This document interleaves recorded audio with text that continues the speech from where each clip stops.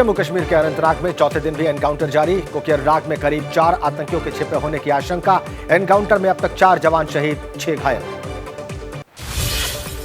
Army ने tweet कर की अपील, रिटायर्ड पुलिस और सेना के अधिकारी एम्बुश हाइपोथेसिस से बचें। ये एक विशेष इनपुट बेस्ड ऑपरेशन, सभी आतंकी कर दिए जाएंगे नेस्तनाबूद। सेना ने उड़ाया आतंकियों का बंकर, ध्वस्त करने का वीडियो सामने आया। बंकर को जवानों ने तबाह किया, वीडियो में भागते दिखे आतंकी। अनंतनाग में सेना ने अपना ऑपरेशन किया तेज, आतंकियों पर हो रही है ताबड़तोड़ फायरिंग, रॉकेट लॉन्चर से बरसाए जा रहे हैं गोले। अनंतनाग में शहीद कर्नल मनप्रीत सिंह को दी गई अंतिम विदाई। मोहाली के पैतृक गांव भणोजिया में राजकीय सम्मान के साथ अंतिम संस्कार। पंजाब के गवर्नर भी श्रद्धांजलि देने पहुंचे। जम्मू कश्मीर के बारामूला में आतंकी मॉड्यूल का पर्दाफाश, लश्कर आतंकियों के 2 सहयोगी गिरफ्तार, 2 पिस्तौल, 5 हैंड ग्रेनेड बरामद। कांग्रेस नेता सुप्रिया श्रीनेत ने पीएम मोदी पर अनंतनाग पर चुप्पी साधने का आरोप लगाया। कहा, अगर बुलेट प्रूफ जैकेट मुहैया कराई जाती तो आज जवान जिंदा होते। अनंतनाग एनकाउंटर पर केंद्रीय मंत्री अनुराग ठाकुर बोले, बहुत दुखद घटना है, इसका मुंहतोड़ जवाब दिया जाएगा। अनंतनाग एनकाउंटर पर पाकिस्तान से आई सीमा हैदर बोली, पाकिस्तान की तरफ से भारत में की जाने वाली घटनाएं बंद होनी चाहिए, इसी वजह से ही पाकिस्तान में लोग रहना नहीं चाहते। रक्षा मंत्रालय की 12 Su-30 फाइटर जेट खरीदने के लिए मंजूरी। 11,000 करोड़ के प्रोजेक्ट को दिखाई गई हरी झंडी। भारत में बनाए जाएंगे सभी लड़ाकू विमान। आरजेडी सांसद मनोज झा का बीजेपी पर पलटवार, पूछा पाकिस्तान के साथ क्रिकेट कौन खेल रहा है। इस पर भी बोले संबित पात्रा, लेकिन बीजेपी से इस पर बोलते नहीं बनता। भारत पाकिस्तान के मैच को लेकर केंद्रीय मंत्री अनुराग ठाकुर का बयान, बीसीसीआई ने बहुत पहले तय किया था, जब तक पाकिस्तान आतंकवाद घुसपैठ को खत्म नहीं करता, नहीं खेलेंगे मैच। बिहार के मंत्री चंद्रशेखर का रामचरितमानस पर बयान, डिप्टी सीएम तेजस्वी यादव ने कहा, हम लोग संविधान में विश्वास रखते हैं, मंत्री जी को अपने विभाग पर ज्यादा ध्यान देना चाहिए। केंद्रीय मंत्री पशुपति कुमार पारस की मांग, कहा ऐसे लोगों को शिक्षा मंत्री के पद से हटाएं मुख्यमंत्री, इससे पूरे बिहार और खासकर शिक्षा विभाग का माहौल खराब होता है। बिहार के मंत्री चंद्रशेखर के बयान पर नेता विपक्ष विजय सिन्हा ने पूछा, संविधान में कहां लिखा है कि अपने धर्म को गाली देना सेक्युलरिज्म। मंत्री का बयान, दिमागी दिवालियापन। बिहार बीजेपी अध्यक्ष सम्राट चौधरी पर शिक्षा मंत्री चंद्रशेखर का पलटवार, कहा उनका दिमाग खराब हो चुका है, उनकी मानसिक स्थिति खराब है, बिहार सरकार उनका इलाज करवाए। केंद्रीय मंत्री आरके सिंह ने कहा, चंद्रशेखर पर चलना चाहिए मुकदमा, वे कैसे किसी के धर्म पर दे सकते हैं ऐसे बयान। पूछा, क्या दूसरे धर्म के बारे में वे ऐसे बयान देंगे। केंद्रीय मंत्री नित्यानंद राय की बिहार के मंत्री चंद्रशेखर को सलाह, कहा वो एक अच्छा गुरु रखें, रामायण की हर पंक्ति पढ़ें, हर शब्द के भाव जाने, फिर रामायण महाभारत पर कोई बयान दें। छत्तीसगढ़ के जशपुर में बीजेपी अध्यक्ष जेपी नड्डा ने सोनिया और राहुल पर आरोप लगाया, कहा सनातन धर्म का अनादर करना सोनिया गांधी और राहुल गांधी का एजेंडा है। बिहार में असम के मुख्यमंत्री हेमंत बिस्वा शर्मा ने कहा, हर दिन आने लगे हैं सनातन विरोधी बयान, लेकिन कांग्रेस जवाब नहीं देती या फिर अभिव्यक्ति की स्वतंत्रता बताती है। बीजेपी नेता हेमा मालिनी ने कहा, जब सनातन पर टिप्पणी करते हैं तो बुरा लगता है, इनको ज्ञान नहीं, इन्हें पहले सनातन धर्म को समझना चाहिए और फिर बोलना चाहिए।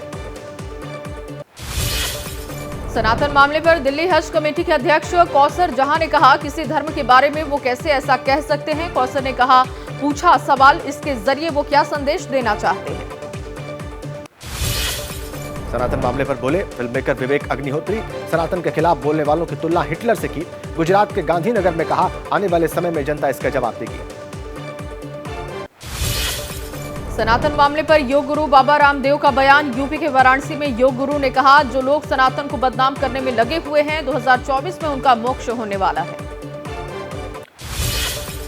अमित शाह का आज बिहार दौरा, मधुबनी और अररिया जाएंगे शाह। अररिया में कई प्रोजेक्ट्स का करेंगे उद्घाटन। मधुबनी के जंजारपुर में बीजेपी की जनसभा को करेंगे संबोधित। बिहार के डिप्टी सीएम तेजस्वी यादव ने कहा, गृह मंत्री बिहार में रैली करने तो आते हैं लेकिन बिहार के लिए कुछ नहीं करते। उन्हें बिहार को विशेष राज्य का दर्जा देना चाहिए। दुनिया के सबसे पॉपुलर नेता प्रधानमंत्री मोदी, मॉर्निंग कंसल्ट सर्वे की रिपोर्ट। अमित शाह ने एक्स पर लिखा, यह विदेश नीति का मोदी सिद्धांत, गरीबों का जीवन सुधारने की कोशिशों को वैश्विक मान्यता। आज दिल्ली के द्वारका में बने कन्वेंशन सेंटर का लोकार्पण, पीएम मोदी करेंगे उद्घाटन। भारत मंडपम में 7,000 तो कन्वेंशन सेंटर में 6,000 लोगों के बैठने का इंतजाम। राष्ट्रपति धनखड़ आज 84 कलाकारों को देंगे संगीत नाटक अकादमी अमृत पुरस्कार। पुरस्कार समारोह के बाद अकादमी परिसर में आज से 20 सितंबर तक उत्सव का आयोजन। संसद के नए भवन में मंत्रियों को अलॉट हुए कमरे। राजनाथ सिंह 34 नंबर तो अमित शाह 33 नंबर रूम में बैठेंगे। स्मृति ईरानी को ग्राउंड फ्लोर पर 8 नंबर, पीयूष गोयल को 31 नंबर कमरा अलॉट हुआ। जयपुर में बीजेपी नेता राज्यवर्धन सिंह राठौर का गहलोत सरकार पर निशाना, कहा राजस्थान में सबसे महंगा पेट्रोल और डीजल, महंगाई खत्म करने का ये कौन सा तरीका हुआ।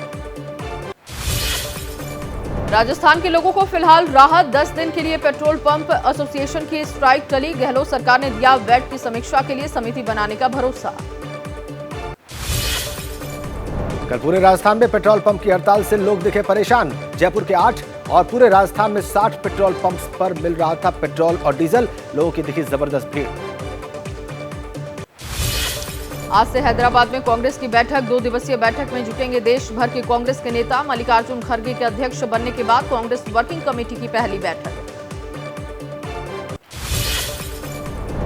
तेलंगाना विधानसभा चुनाव के मद्देनजर कांग्रेस कर रही है हैदराबाद में बैठक। मीटिंग में सोनिया, राहुल, प्रियंका के अलावा कांग्रेस के 4 मुख्यमंत्री भी शामिल होंगे।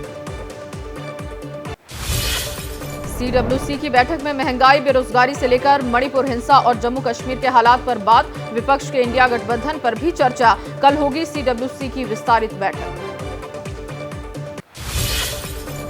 कल हैदराबाद के पास कांग्रेस की बड़ी रैली, तेलंगाना के लिए होगा वादों का ऐलान।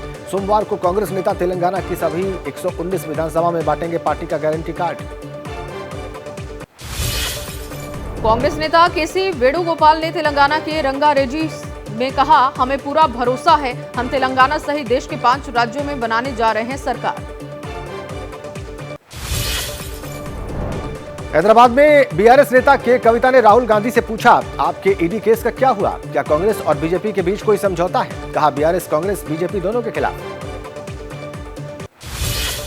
तेलंगाना के मुख्यमंत्री केसीआर की पीएम मोदी से मांग, संसद के विशेष सत्र में महिला आरक्षण विधेयक कराएं पास। संसद और विधानसभा में ओबीसी को दिया जाए 33% आरक्षण।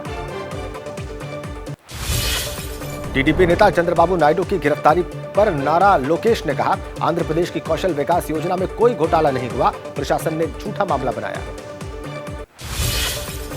गणेश मूर्ति स्थापना के मुद्दे में कर्नाटक के हुबल्ली में बीजेपी का प्रदर्शन जारी है। सीएम सिद्धारमैया का जलाया गया पुतला। कर्नाटक पुलिस ने प्रोटेस्ट को देखते हुए की पूरी तैयारी। ईडी जांच को लेकर छत्तीसगढ़ के मुख्यमंत्री भूपेश बघेल ने रायपुर में कहा, पहले भी पूरी टीम जांच करके चली गई, वे चुनाव के समय सिर्फ आरोप लगाने आए हैं, उनकी बातों में दम नहीं। रायपुर में केंद्रीय मंत्री पीयूष गोयल का सीएम भूपेश बघेल पर पलटवार। मुख्यमंत्री छत्तीसगढ़ की जनता को भ्रमित करने की कोशिश कर रहे हैं, जनता को बेवकूफ बनाने की कोशिश हो रही है। छत्तीसगढ़ में आज केजरीवाल की जनसभा, जगदलपुर के लालबाग मैदान में करेंगे रैली, जारी करेंगे आम आदमी पार्टी का 10वां गारंटी पत्र। पंजाब के मुख्यमंत्री मान भी करेंगे संबोधित।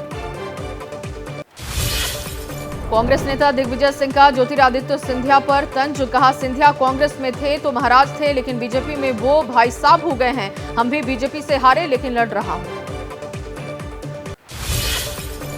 केंद्रीय मंत्री ज्योतिरादित्य सिंधिया का विपक्ष पर निशाना, जिस देश के राष्ट्रपिता सनातन धर्म का पालन करने वाले हों, ऐसे सनातन धर्म को नष्ट करने के बाद घमंडी गठबंधन कर रहा है। 3 दिन के बाद यूपी के रामपुर में आजम खान के यहां पर रेड खत्म हो चुकी है। आयकर विभाग ने मारा था छापा। परिवार से मोहम्मद अली जौहर ट्रस्ट से जुड़े लेन देन, संपत्तियों के बारे में जुटाई गई जानकारी। आजम खान के यहां आईटी रेड पर एसपी नेता अखिलेश यादव ने एक्स पर लिखा, जुल्म की दास्तां की एक और कहानी, आवाम समझती जो उनके साथ हो रहा है वो किसी के साथ भी हो सकता है। आजम खान से जुड़ा जौहर ट्रस्ट मामला। यूपी में जिला सहकारी बैंक के 2 अधिकारी निलंबित। जौहर ट्रस्ट और रामपुर पब्लिक स्कूल को ब्याज देने की अनियमितता का उन पर आरोप।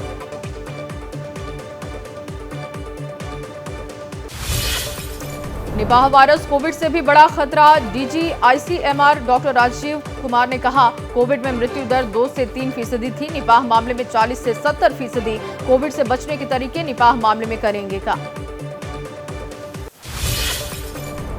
निपाह के इलाज के लिए ऑस्ट्रेलिया से खरीदी जाएंगी और दवाएं। 2018 में ऑस्ट्रेलिया से मिली थी एंटीबॉडी की कुछ खुराकें आज केवल 10 मरीजों के लिए ही उपलब्ध। देश में बारिश को लेकर मौसम विभाग की चेतावनी। पश्चिम मध्य प्रदेश और महाराष्ट्र में भारी बारिश की चेतावनी है। गुजरात और महाराष्ट्र के लिए रेड और ऑरेंज अलर्ट जारी। महाराष्ट्र के लिए भी मौसम विभाग ने जारी की चेतावनी। आज और कल बारिश का अलर्ट। ठाणे, पालघर, रायगढ़ के लिए ऑरेंज अलर्ट। मुंबई के लिए जारी किया गया येलो अलर्ट। हिमाचल प्रदेश के मुख्यमंत्री सुखविंदर सिंह सुक्खू ने आपदा राहत कोष में अपनी व्यक्तिगत सेविंग दान की है। कहा, बच्चे अपनी गुल्लक तोड़कर पैसे दे रहे हैं तो मैं सीएम हूं। मध्य प्रदेश के सिवनी में भारी बारिश की वजह से स्कूल बंद। 9वीं से 12वीं तक के स्कूल बंद किए गए। परीक्षाओं को भी रद्द किया गया। मध्य प्रदेश के रायसेन में दिखी बहादुरी की तस्वीर। अमजद नाम के शख्स ने पानी में फंसे बाइक सवार को बचाया। बमहोरी देहगांव रोड पर 51 नदी के पुल पर बाइक सहित फंसा था युवक। एमपी के छिंदवाड़ा में बहे युवक को बचाया गया। पुलिया पार करते वक्त तेज बहाव की चपेट में आया था युवक। लगातार बारिश से ग्रामीण इलाकों की उफान पर नदी नाले। एमपी के बैतूल में एक ही दिन में दूसरा बड़ा हादसा हो गया। उफनती नदी को पार कर रहा ऑटो भेसई नदी में समा गया। सवार थे 4 लोग, किसी का भी शव बरामद नहीं। सुबह उफनते नाले में बह गया था एक शख्स।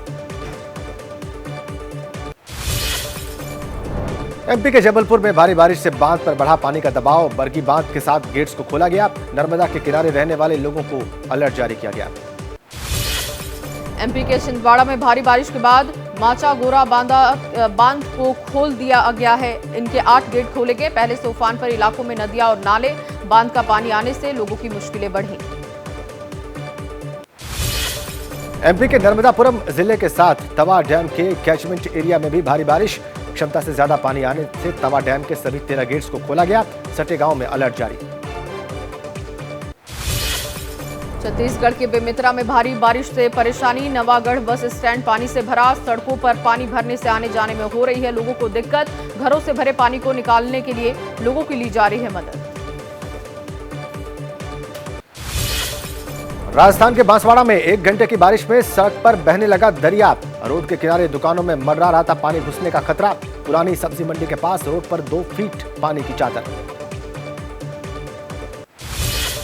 मूसलाधार बारिश से ओडिशा के कई इलाकों में कहर। पिछले 2 दिनों से हो रही है भारी बारिश। बोलांगिरी जिले में सामान्य जनजीवन अस्त व्यस्त। मंदिर रेलवे स्टेशन तक में पानी भरा। उत्तराखंड के बागेश्वर में तेज हवाओं का कहर।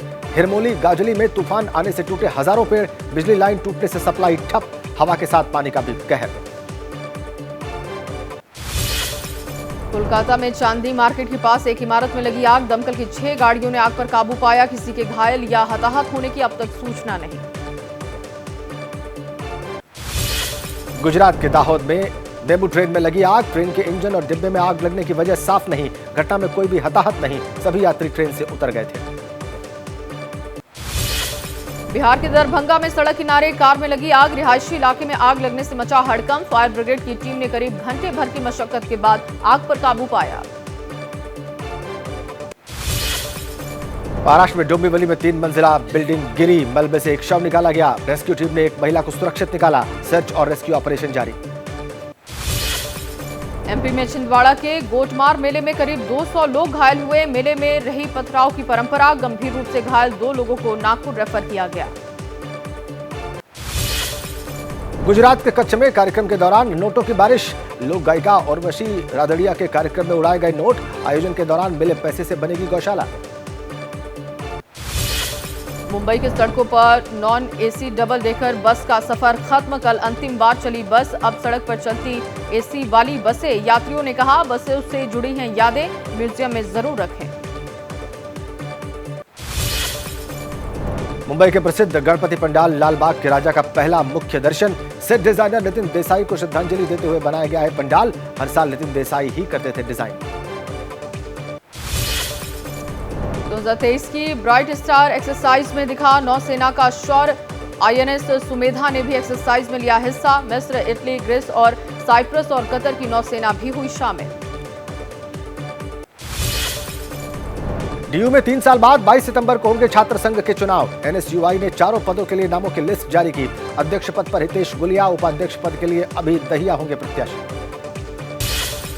आज अमेरिका में डायमंड लीग फाइनल्स में खिताब का बचाव करने उतरेंगे नीरज चोपड़ा। पिछले साल ज्यूरिख में बने थे डायमंड लीग चैंपियन। इस सत्र में बरकरार रखा दबदबा। अब बिजनेसमैन बनेंगे सौरभ गांगुली। वेस्ट मिदनापुर में लगाएंगे स्टील फैक्ट्री। प्रोजेक्ट में 2500 करोड़ का निवेश। जिंदल को ममता सरकार देगी फैक्ट्री के लिए जमीन।